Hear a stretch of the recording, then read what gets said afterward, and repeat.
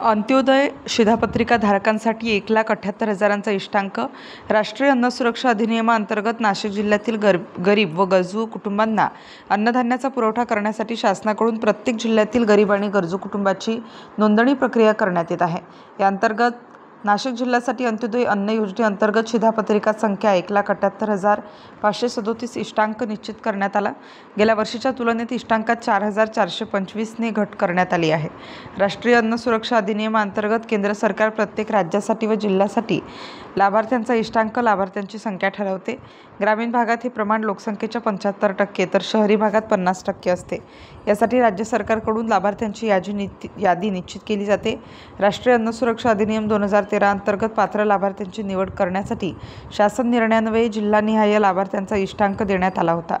अंत्योदय अन्न योजनेअंतर्गत नाशिक जिल्ह्यासाठी सन 2023-24 साठी 1,83,160 इष्टांक शासनाकडून निश्चित करण्यात आला होता।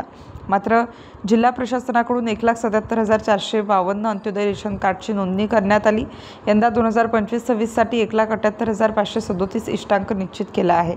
प्राधान्य कुटुंब लाभार्थी योजनेत सन 2023-24 साठी नाशिक जिल्ह्यातील 33,69,039 इष्टांक देण्यात आला होता।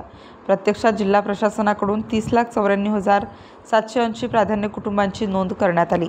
सन 2025-26 साठी 31,24,763 इष्टांक शासनाकडून निश्चित करण्यात आला आहे।